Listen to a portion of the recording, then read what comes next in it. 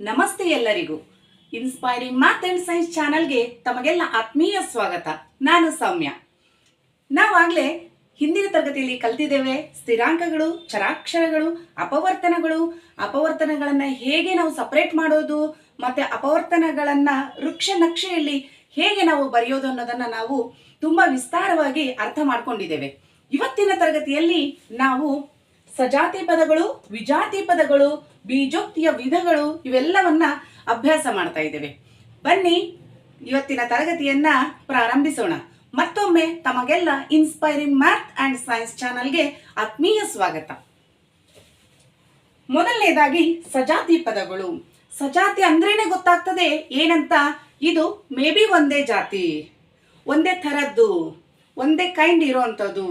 S, obviously ಸಜಾತಿ ಪದಗಳು ಇದರ ಅರ್ಥ ಒಂದೇ ರೀತಿಯ ಬೀಜ ಪದಗಳನ್ನು ಹೊಂದಿರುವ ಪದಗಳನ್ನು ನಾವು ಸಜಾತಿಯ ಪದಗಳು ಅಂತ ಕರಿತೇವೆ. ಒಂದೇ ಬೀಜ ಪದಗಳನ್ನು ಹೊಂದಿರಬೇಕು. ಈಗ ಒಂದು ಉದಾಹರಣೆ ತಗೊಳ್ಳೋದಾದ್ರೆ 2xy, 3xy, -19xy.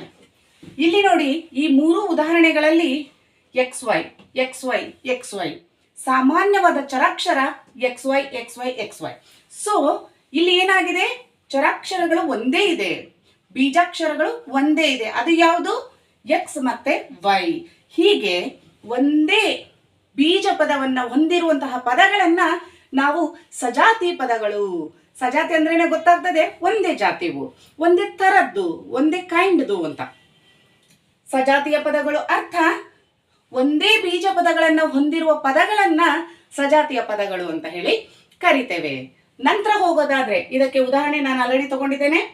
2xy, 3xy, -19xy ಯಾವುದನ್ನು ಬೇಕಾದ್ರೂ ತಗೊಳ್ಬಹುದು. ಇಲ್ಲಿ ಚರಾಕ್ಷರ x ಮತ್ತೆ y ಇರ್ಬೇಕಾ? ಇಲ್ಲ. ನಿಮಗೆ ಗೊತ್ತಿದೆ, ನಮ್ಮ ಇಂಗ್ಲಿಷ್ ಯಾವುದೇ ಬೇಕಾದ್ರೂ ಅಕ್ಷರವನ್ನ ನೀವು ತೆಗೆದುಕೊಳ್ಳಬಹುದು ಚರಾಕ್ಷರವಾಗಿ. ನಂತರ ವಿಜಾತಿಯ ಪದಗಳು, ಇದರ ಆಪೋಸಿಟ್. ವಿಜಾತಿಯ ಪದಗಳು ಅರ್ಥ ಬೇರೆ ಬೇರೆ ಬೀಜ ಪದಗಳನ್ನ ಹೊಂದಿರುವಂತಹ ಪದಗಳನ್ನ ವಿಜಾತಿಯ ಪದಗಳು ಅಂತ ಹೇಳಿ ಕರೀತಾರೆ. ವಿಜಾತಿಯ ಪದಗಳಿಗೆ ಈಗ ಉದಾಹರಣೆಯನ್ನ ತೆಗೆದುಕೊಳ್ಳೋದಾದ್ರೆ 31 m ನ ವರ್ಗ n, 2 ab -18 pq.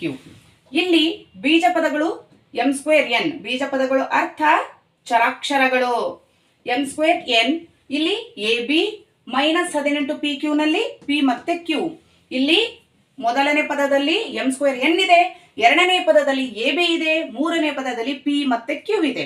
ಇದು ಬೇರೆ ಬೇರೆ ಬೀಜ ಪದಗಳನ್ನ ಹೊಂದಿದೆ. ಹಾಗಾಗಿ ನಾವು ಈ ಒಂದು ಪದಗಳಿಗೆ ವಿಜಾತಿ ಬೀಜ ಪದಗಳು, ಬೇರೆ ಬೇರೆ ಬೀಜ ಪದಗಳನ್ನು ಹೊಂದಿರುವ ಪದಗಳಿಗೆ ವಿಜಾತಿ ಪದಗಳು ಅಂತ ಹೇಳಿ ವ್ಯಾಖ್ಯಾನ ಮಾಡ್ತೇವೆ. ನಿಮಗೆ ಸಜಾತಿ ಮತ್ತೆ ವಿಜಾತಿ ಪದಗಳು ಅರ್ಥ ಆಯ್ತು ಅನ್ಕೊಳ್ತೇನೆ. ಏನಿಲ್ಲ, ಸಜಾತಿಯ ಅರ್ಥ ಒಂದೇ ಬೀಜ ಪದಗಳನ್ನ ಹೊಂದಿರಬೇಕು.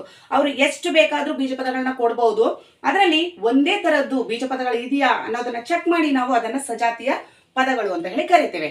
ವಿಜಾತಿಯ ಪದಗಳು ಬೇರೆ ಬೇರೆ ಬೀಜ ಪದಗಳು ಇರಬೇಕು. ಆ ಎಷ್ಟೇ ಪದಗಳನ್ನು ಕೊಡ್ಲಿ ಅದರಲ್ಲಿ ಬೇರೆ ಬೇರೆ ಬೀಜ ಪದಗಳು ಇರಬೇಕು.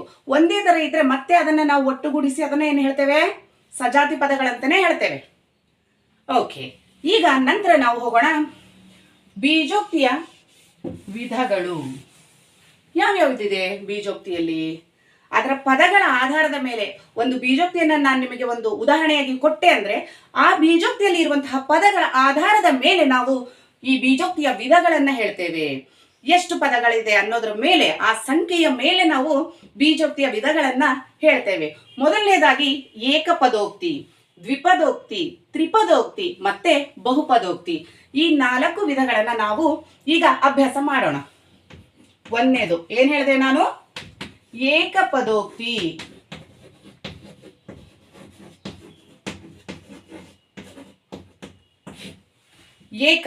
ಏಕದ ಅರ್ಥ ಒಂದು, ಒಂದು.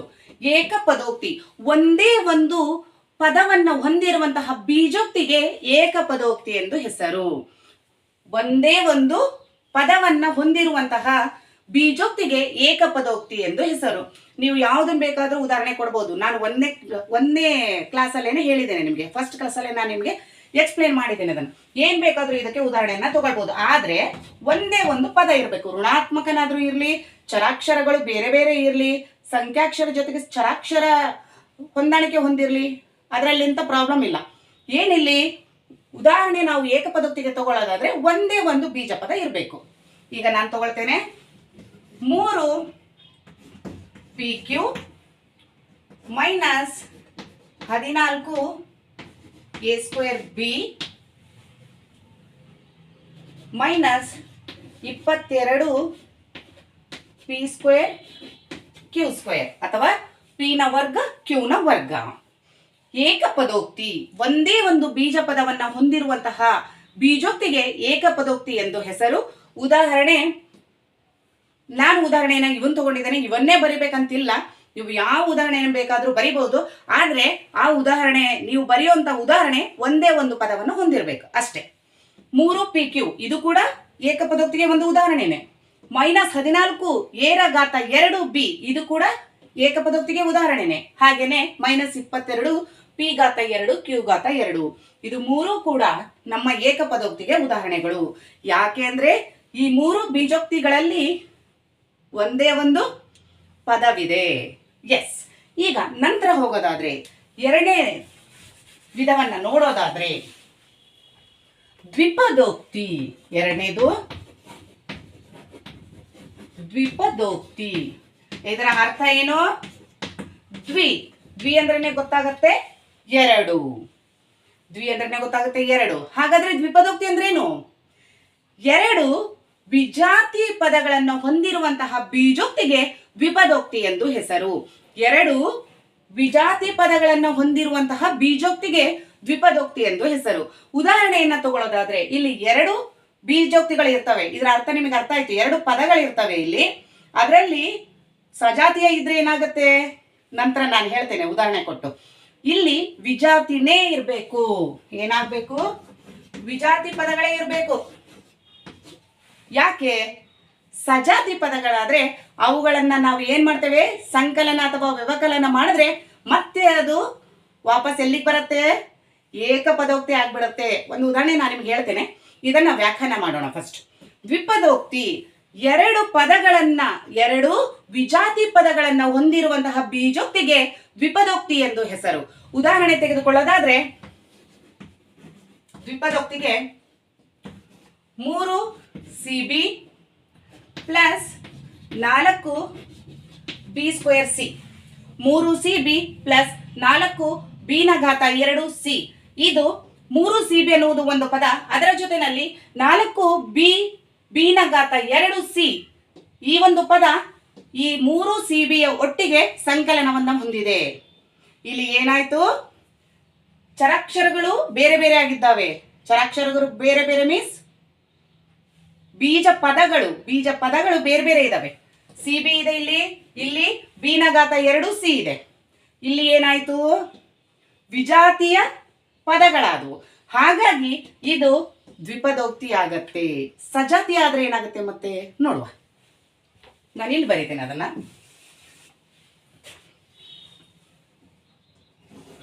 ಎರಡು MN ಪ್ಲಸ್ 4 MN ಹೀಗೆ ಇದ್ರೆ ಇದು ದ್ವಿಪದೋಕ್ತಿ ಆಗ್ತದಾ?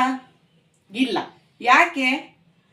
ದ್ವಿಪದೋಕ್ತಿ ಆಗಬೇಕು ಅಂತ ಹೇಳಿದ್ರೆ 2 ವಿಜಾತಿ ಪದಗಳಿರ್ಬೇಕು. ಇಲ್ಲಿ ಏನಾಗಿದೆ? ಸಜಾತಿಯ ಬೀಜ ಪದಗಳಿದೆ, ಸಜಾತಿಯ ಪದಗಳಿದೆ. ಇಲ್ಲಿ ಚರಾಕ್ಷರ MN ಇದೆ, ಇಲ್ಲೂ ಕೂಡ MN ಇದೆ. ಆಗ ನಾವೇನ್ ಮಾಡ್ತೇವೆ? ಈ 2 ಚರಾಕ್ಷರವನ್ನ ಒಟ್ಟಿಗೆ ತಗೊಂಡು ಸಂಖ್ಯಾಕ್ಷರಗಳನ್ನ 2 ಇದೆ ಇಲ್ಲಿ ಪ್ಲಸ್ 4 MN ಅಲ್ಲಿ 4 ಇದೆ. ಇವೆರಡನ್ನ ನಾವು ಕೂಡಿಸ್ತೇವೆ, ಸಂಕಲನ ಮಾಡ್ತೇವೆ. ಆಗ ಏನಾಗುತ್ತೆ?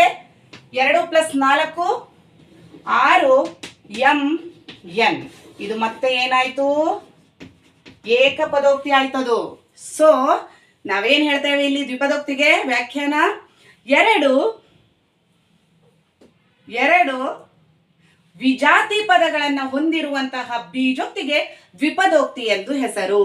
ಸಜಾತಿ ಪದಗಳು ಬಂದ್ಬಿಟ್ರೆ ಮತ್ತೆ ಅದು ಏಕಪದೋಕ್ತಿ ಆಗತ್ತೆ. ಹಾಗಾಗಿ ಈ ವಿಜಾತಿ ಪದಗಳು ಅನ್ನೋ ಒಂದು ಪದ ತುಂಬಾನೇ ಮುಖ್ಯ. ಓಕೆ, ಇದು ದ್ವಿಪದೋಕ್ತಿಗೆ ಉದಾಹರಣೆ. ನೀವು ಎಷ್ಟು ಬೇಕಾದರೂ ಉದಾಹರಣೆ ತಗೊಳ್ಬಹುದು. ನಾನಿಲ್ಲಿ ಸಾಕಷ್ಟು ಉದಾಹರಣೆಗಳನ್ನ ಬರೀತಾ ಹೋದ್ರೆ ಸುಮ್ಮನೆ ಟೈಮು ಜಾಸ್ತಿ ಆಗತ್ತೆ, ವಿಡಿಯೋ ಅಪ್ಲೋಡ್ ಮಾಡೋಕ್ಕೂ ಕೂಡ ಕಷ್ಟ ಆಗತ್ತೆ. ಮತ್ತೆ ಇನ್ನೂ ಒಂದು ವಿಷಯ ಹೇಳಬೇಕಿತ್ತು ನಾನು. ನೀವೆಲ್ಲರೂ ನನ್ನ ವಿಡಿಯೋನ ತುಂಬ ಇಷ್ಟಪಡ್ತಾ ಇದ್ದೀರಾ. Thanks A lot. ನಿಮಗೆಲ್ಲರಿಗೂ ಹೃದಯಪೂರ್ವಕ ಧನ್ಯವಾದಗಳು. ಹಾಗೇನೆ ನನ್ನ ವಿಡಿಯೋನ ಸಬ್ಸ್ಕ್ರೈಬ್ ಮಾಡದೆ ಕೂಡ ನೋಡ್ತಾ ಇದ್ದೀರಾ. ದಯವಿಟ್ಟು ನನ್ನ ಚಾನಲ್ನ ಇನ್ಸ್ಪೈರಿಂಗ್ ಮ್ಯಾಥ್ ಆ್ಯಂಡ್ ಸೈನ್ಸ್ ಚಾನಲ್ನ ಸಬ್ಸ್ಕ್ರೈಬ್ ಮಾಡಿ ನೋಡಿ ಅಂತ ಕೇಳ್ಕೊಳ್ತೇನೆ. ಓಕೆ, ಬನ್ನಿ ಈಗ ನಂತರದಲ್ಲಿ ಯಾವ ವಿಧ ಇದೆ? ಮೂರನೇ ವಿಧ ಯಾವುದು? ಮೂರನೇ ವಿಧ ತ್ರಿಪದೋಕ್ತಿ. ಎಸ್, ಮೂರನೇ ವಿಧವನ್ನ ನಾವು ತೆಗೆದುಕೊಳ್ಳೋದಾದ್ರೆ ತ್ರಿಪದೋಕ್ತಿ. ಹೆಸರೇ ಹೇಳುತ್ತೆ, ಮೂರಿರ್ಬೇಕು. ಏನಿರ್ಬೇಕು? ಮೂರು ಪದಗಳಿರ್ಬೇಕು. ಮೂರು ವಿಜಾತಿ ಪದಗಳನ್ನು ಹೊಂದಿರುವಂತಹ ಬೀಜೋಕ್ತಿಗೆ ತ್ರಿಪದೋಕ್ತಿ ಎಂದು ಹೆಸರು. ಮೂರು ವಿಜಾತಿ ಪದಗಳನ್ನು ಹೊಂದಿರುವಂತಹ ಬೀಜೋಕ್ತಿಗೆ ತ್ರಿಪದೋಕ್ತಿ ಎಂದು ಹೆಸರು.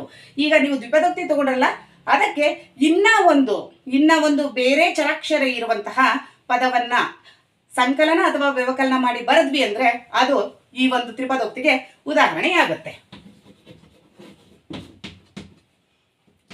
x + y - z. ಇಲ್ಲಿ x + y - z. ಇದು ಕೂಡ ಮೂರು ಪದಗಳಿವೆ. x ಅನ್ನೋದು ಒಂದು ಪದ, y ಅನ್ನೋದು ಒಂದು ಪದ, z ಅನ್ನೋದು ಒಂದು ಪದ. ಇನ್ನ ಬೇರೆ ಉದಾಹರಣೆ ತಗೊಳ್ಳೋದಾದ್ರೆ 4d2 - 3q + 5mn. ಇಲ್ಲಿ 4d ವರ್ಗ - 3q + 5mn. ಇದು ಕೂಡ ಒಂದು ತ್ರಿಪದೋಕ್ತಿ. ಯಾಕೆ? ಇದರಲ್ಲಿ ಮೂರು ವಿಜಾತಿಯ ಪದಗಳು ಅಡಗಿಕೊಂಡಿದೆ. ಮೂರು ವಿಜಾತಿಯ ಪದಗಳನ್ನ ನಾವು ಸಂಕಲನ ಮತ್ತೆ ವ್ಯವಕಲನ ಚಿಹ್ನೆಯಲ್ಲಿ ಒಟ್ಟುಗೂಡಿಸಿದ್ದೇವೆ, ಇದರ ಅರ್ಥ. ಓಕೆ, ಈಗ ನಂತರ ನಾವು ಯಾವ ವಿಧ ಇದೆ? ನಮ್ಮ ಬಹುಪದೋಕ್ತಿ. ಮುಂದಿನ ವಿಧ ಬಹುಪದೋಕ್ತಿ. ಬಹು ಈ ಒಂದು ಪದನ ಹೇಳುತ್ತೆ ಜಾಸ್ತಿ, ಹೆಚ್ಚು, ಮೋರ್ ಅಲ್ವಾ? ಎಸ್, ಬಹುಪದೋಕ್ತಿ ಪದದ ಅರ್ಥ ಒಂದು ಅಥವಾ ಎರಡಕ್ಕಿಂತ ಹೆಚ್ಚು ಪದಗಳನ್ನ ಹೊಂದಿರುವಂತಹ ಬೀಜೋಕ್ತಿಗೆ ಬಹುಪದೋಕ್ತಿ ಎಂದು ಹೆಸರು. ಒಂದು ಅಥವಾ ಎರಡು ಪದಗಳನ್ನ ಹೊಂದಿರುವಂತಹ ಬೀಜೋಕ್ತಿಗೆ ಬಹುಪದೋಕ್ತಿ ಎಂದು ಹೆಸರು. ನಮ್ಮ ಏಕಪದೋಕ್ತಿ, ದ್ವಿಪದೋಕ್ತಿ, ತ್ರಿಪದೋಕ್ತಿ ಇವೆಲ್ಲವೂ ಕೂಡ ಬಹುಪದೋಕ್ತಿಗಳೇ. ಇಲ್ಲಿ ಯಾವುದನ್ನು ಬೇಕಾದರೂ ನೀವು ಉದಾಹರಣೆಯನ್ನು ತಗೊಳ್ಬಹುದು. 3x + 4y - 5z + 4q. ಉದಾಹರಣೆ ಸಾಕಷ್ಟನ್ನ ನೀವು ಬರಿಬಹುದು. ನಾನು ಇದೊಂದು ಎಕ್ಸಾಂಪಲ್ನ ಬರೆದಿದ್ದೇನೆ. 3x + 4y - 5z + 4q. ಇಲ್ಲಿ ಬಹುಪದೋಕ್ತಿ ಪದದ ಅರ್ಥ ಒಂದು ಅಥವಾ ಒಂದಕ್ಕಿಂತ ಹೆಚ್ಚು ಬೀಜ ಪದಗಳನ್ನು ಹೊಂದಿರುವಂತಹ ಬೀಜೋಕ್ತಿಗೆ ಬಹುಪದೋಕ್ತಿ ಎಂದು ಹೆಸರು. ಓಕೆ, ಈಗ ಇದಿಷ್ಟು ನಿಮಗೆ ಗೊತ್ತಾಗಿದೆ. ಅಪವರ್ತನಗಳನ್ನ ಬರೆಯೋದನ್ನ ನಾನು ಮೊದಲನೇ ತರಗತಿಯಲ್ಲೇ ಹೇಳ್ಕೊಟ್ಟಿದ್ದೇನೆ. ಈಗ ಅಪವರ್ತನಗಳು ಸಂಖ್ಯಾ ಅಪವರ್ತನಗಳಾಗಿದ್ರೂ ಆಗಿರ್ಬೋದು ಅಥವಾ ಬೀಜಾಕ್ಷರಗಳಾದ್ರೂ ಆಗಿರ್ಬೋದು. ನಿಮ್ಮ ಅಭ್ಯಾಸ 12.1ಕ್ಕೆ ಬರೋದಾದ್ರೆ ಒಂದು ಎರಡನ್ನ ಹೇಳಿ ನಾನು ನಿಮಗೆ ಅರ್ಥ ಮಾಡ್ಸಕ್ಕೆ ಬರ್ತೀನಿ. 12.1ಕ್ಕೆ ಬರೋದಾದ್ರೆ ನಾವು ಒಂದನೇ ಕ್ಲಾಸಲ್ಲಿ ಕಲ್ತ್ವಿ, ನಾವು ಮೊದಲನೇ ತರಗತಿಯಲ್ಲಿ ಕಲ್ತ್ವಿ ನಾವು ಏನನ್ನ, ಬೀಜೋಕ್ತಿಗಳನ್ನ ಹೇಗೆ ಪಡಿತೀವಿ, ಹೌ ಟು ಒಬ್ಟೈನ್, ಹೇಗೆ ನಾವು ಪಡಿತೀವಿ. ನಿಮಗೆ ಗೊತ್ತಿದೆ, ಚರಾಕ್ಷರ ಅಥವಾ ಸ್ಥಿರಾಂಕ ಯಾವುದನ್ನಾದ್ರೂ ಸಂಕಲನ, ವ್ಯವಕಲನ, ಭಾಗಾಕಾರ, ಗುಣಾಕಾರ ಈ ಯಾವುದೇ ಕ್ರಿಯೆಯನ್ನ ಬಳಸಿ ನಾವು ಅದನ್ನ ಒಟ್ಟುಗೂಡಿಸಿ ಬೀಜೋಕ್ತಿಗಳನ್ನ ಪಡಿತೇವೆ ಅಂತ ನಮಗೆ ಅರ್ಥ ಆಗಿತ್ತು. ಮೊದಲನೇ ತರಗತಿಯಲ್ಲೇ ನಾವು ಓದಿದ್ವಿ ಇದನ್ನ. ಹಾಗಿದ್ರೆ ಈ ಅಭ್ಯಾಸದಲ್ಲಿ ಕೆಲವು ಪ್ರಶ್ನೆಗಳಿದೆ, ಅದನ್ನ ನಾನೀಗ ಡಿಸ್ಕಸ್ ಮಾಡ್ತೇನೆ. ಎಲ್ಲವನ್ನ ಸಾಲ್ವ್ ಮಾಡೋಕ್ಕೆ ಟ್ರೈ ಮಾಡ್ತೀನಿ ನಾನು. ಅಕಸ್ಮಾತ್ ಈಗ ಟೈಮ್ ನನಗೆ ಆಗಿಲ್ಲ ಅನ್ನೋದಾದ್ರೆ ನಾನು ಏನ್ ಮಾಡ್ತೀನಿ, ನಿಮ್ಮ ಈ ಬರುವ ಎಕ್ಸಾಮಿಗೆ ಏನನ್ನ ನಾನು ನಿಮಗೆ ಅರ್ಥ ಮಾಡಿಸ್ಬೇಕು ಅದನ್ನ ಅರ್ಥ ಮಾಡಿಸಿ ನಿಮಗೆ ಮುಂದಿದ್ದನ್ನ ಹೋಮ್ವರ್ಕ್ ತರ ಕೊಡ್ತೇನೆ. ನಿಮಗೆ ಅರ್ಥ ಆಗುತ್ತೆ ಅವಾಗ. ಓಕೆ, ಒಂದೇ ತರ ಇತ್ತು ಅಂದ್ರೆ ಹೋಮ್ವರ್ಕ್ ಕೊಡ್ತೀನಿ, ಡಿಫರೆಂಟ್ ಇತ್ತು, ಅದು ಸ್ವಲ್ಪ ಏನೋ ಒಂದನೇ ಕ್ವಶನ್ಗಿಂತ ಸ್ವಲ್ಪ ವ್ಯತ್ಯಾಸವಾಗಿತ್ತು ಅಂದ್ರೆ ನಾನು ಅದನ್ನ ಸಾಲ್ವ್ ಮಾಡ್ತೀನಿ. ಓಕೆ, ನಿಮಗೆ ಅರ್ಥ ಆಯ್ತು ಅಂತ ಅನ್ಕೊಳ್ತೀನಿ. Because shortage of time. Yes, ಮತ್ತೆ ಏಪ್ರಿಲ್ ಇಂದ ಎಲ್ಲವನ್ನ ನಾವು ಸಾಲ್ವ್ ಮಾಡ್ತಾ ಹೋಗೋಣ. ಈಗ ಒಂದನೇ ಪ್ರಶ್ನೆಯನ್ನು ತಗೊಳ್ಳೋದಾದ್ರೆ ನಿಮ್ಮ ಅಭ್ಯಾಸ 12.1.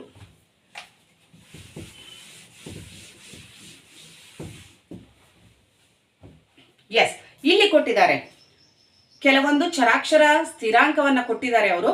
ಅದನ್ನ ಬಳಸಿಬಿಟ್ಟು ನಾವು ಬೀಜೋಕ್ತಿಯನ್ನ ಪಡಿಬೇಕು, ಬೀಜೋಕ್ತಿಯನ್ನ ಬರಿಬೇಕು. ಅದರಲ್ಲಿ ಒಂದನೆಯದು, ಮುಂದಿನ ಹೇಳಿಕೆಗಳನ್ನು ಚರಾಕ್ಷರ ಸ್ಥಿರಾಂಕ ಮತ್ತು ಗಣಿತದ ಮೂಲ ಕ್ರಿಯೆಗಳನ್ನ ಬಳಸಿ ಬೀಜೋಕ್ತಿಗಳಾಗಿ ಬರೆಯಿರಿ. ಇದು ಪ್ರಶ್ನೆ ನಿಮ್ದು. ಅದರಲ್ಲಿ ಒಂದು ಉದಾಹರಣೆಯನ್ನು ತಗೊಳ್ತೇನೆ ನಾನು. y ಇಂದ z ಅನ್ನ ಕಳೆದಿದೆ. y ಇಂದ z ಅನ್ನ ಕಳೆದಿದೆ. y z ಅನ್ನ ಕಳೆದಿದೆ ಪದದ ಅರ್ಥ ಏನು? z ನ ನಾವು ಕಳಿಬೇಕು. ಯಾವುದರಿಂದ? y ರಿಂದ. ಹಾಗಾದ್ರೆ ಏನಾಗುತ್ತೆ? y z ಗಿಂತ ಮೊದಲು ಬರುತ್ತೆ. y ಚರಾಕ್ಷರ z ಗಿಂತ ಮೊದಲು ಬರ್ಕೊಳ್ಬೇಕು. ಕಳೆದಿದೆ, ಕಳೆಯೋದು ಅಂದ್ರೆ ವ್ಯವಕಲನ. ವ್ಯವಕಲನದ ಚಿಹ್ನೆಯನ್ನ ನಾವು ಇವೆರಡರ ಮಧ್ಯದಲ್ಲಿ ಹಾಕಬೇಕು.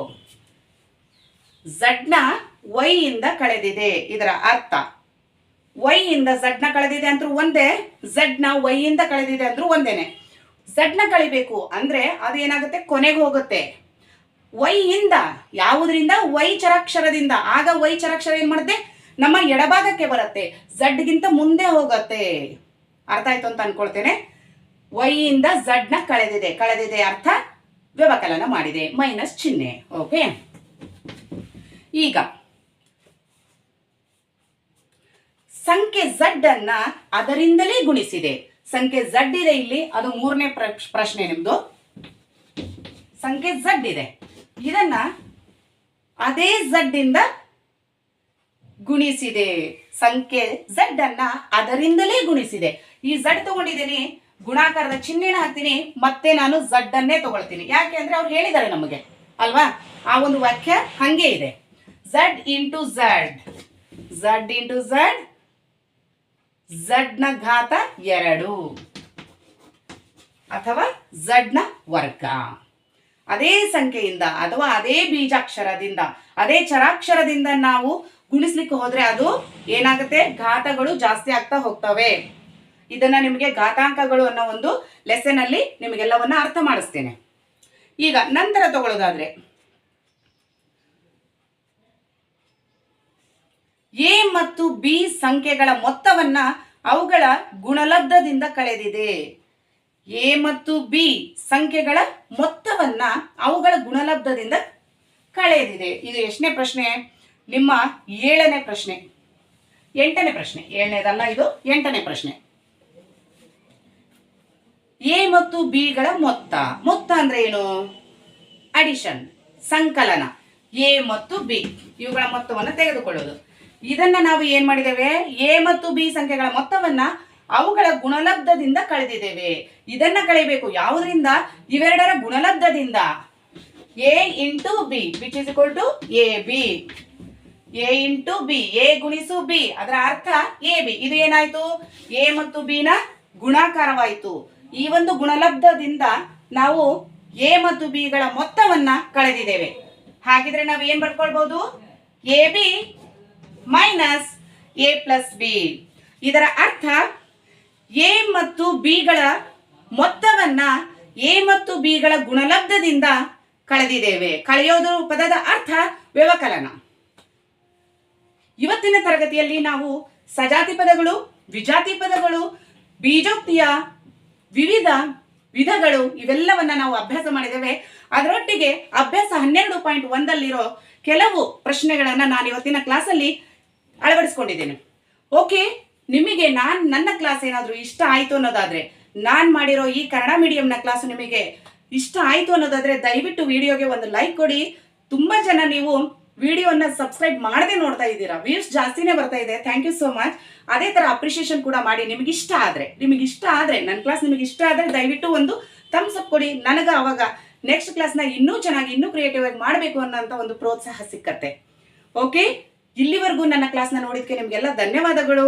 ಹಾಗೇನೆ ನನ್ನ ಚಾನೆಲ್ ಅಲ್ಲಿ ಬರುವಂತಹ ವಿಡಿಯೋಸ್ಗಳು ನಿಮಗೆ ಇಷ್ಟ ಆಗಿದ್ರೆ ದಯವಿಟ್ಟು ಇನ್ಸ್ಪೈರಿಂಗ್ ಮ್ಯಾಥ್ ಅಂಡ್ ಸೈನ್ಸ್ ಚಾನೆಲ್ನ ದಯವಿಟ್ಟು ಸಬ್ಸ್ಕ್ರೈಬ್ ಮಾಡಿ. ನಿಮ್ಮ ಫ್ರೆಂಡ್ಸ್, ಫ್ಯಾಮಿಲಿ ಮತ್ತೆ ನಿಮ್ಮ ನೈಬರ್ಸ್ ಜೊತೆ ಇದನ್ನ ಶೇರ್ ಮಾಡಿ. ನನ್ನ ವಿಡಿಯೋಸ್ಗಳು ನಿಮಗೆ ಇಷ್ಟ ಆಯಿತು ಅನ್ನೋದಾದ್ರೆ ನನ್ನ ಚಾನೆಲ್ನಲ್ಲಿ ಬರುವಂತಹ ವಿಡಿಯೋಸ್ಗಳನ್ನು ದಯವಿಟ್ಟು ಲೈಕ್ ಮಾಡಿ. ನಮ್ಮ channel inspiring math and science. ಧನ್ಯವಾದಗಳು.